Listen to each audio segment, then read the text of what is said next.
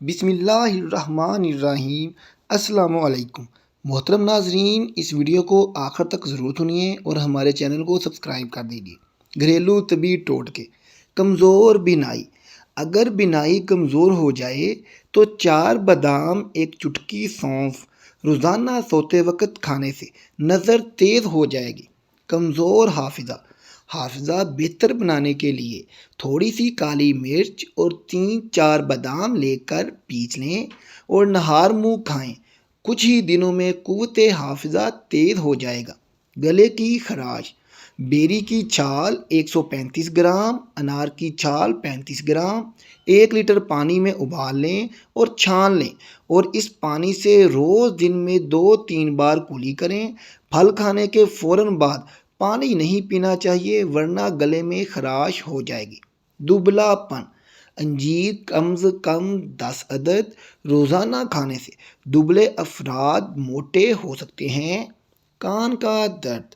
کان کے درد میں کان میں پانی چلا جائے تو کوئی دوا استعمال کرنے کی بجائے صرف الٹے پاؤں چلنے سے پانی نکل جائے گا۔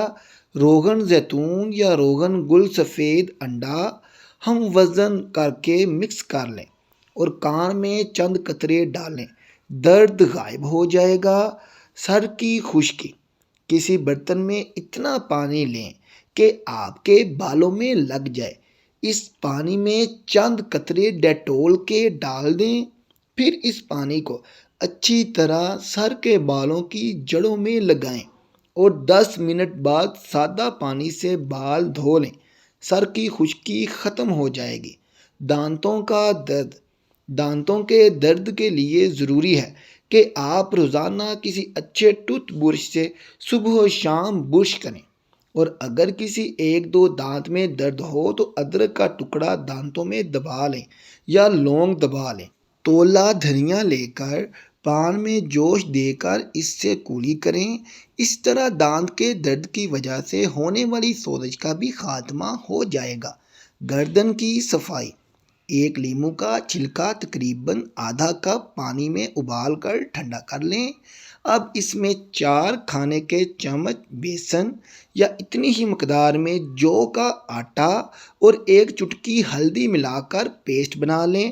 اس سے گردن کا مساج کریں اور پانی سے دھونے کے بعد کسی کریم میں چند قطرے ارک گلاب ملا کر لگائیں۔ یہ مسلسل 1 ہفتے تک کریں، اس سے گردن کی سیاہی دور ہو جاتی ہے۔ پیروں پر سیاہ نشانات۔